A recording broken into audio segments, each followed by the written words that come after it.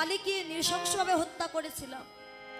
বালির পুত্র অঙ্গদ পিতৃহত্যার প্রতিশোধ নেওয়ার জন্য বলেছিল আমি তোমায় বধ করব। আমি বলেছিলাম এই যুগে নয়, তারপর যুগে কৃষ্ণ অবতারে তুমি হবে একটা ব্যাধ, আর তোমার হাতে আমার মৃত্যু হবে। সেই ব্যাধের হাতে স্বয়ং ভগবান প্রাণ হারা হলো।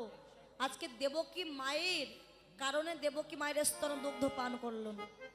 দেখুন মা, আপনারা সবাই জানেন যখন রামচন্দ্র বনবাসে যাচ্ছিল ঠিক সেই সময় মা কৌশল্যা বলেছিল বাবা রাম আর দেখা হয় কি না হয়,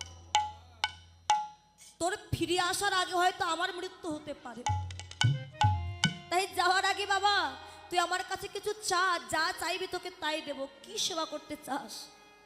রামচন্দ্র বলেছিলেন মা যদি দিতে হয়, এই যে মা এদিকে তাকান,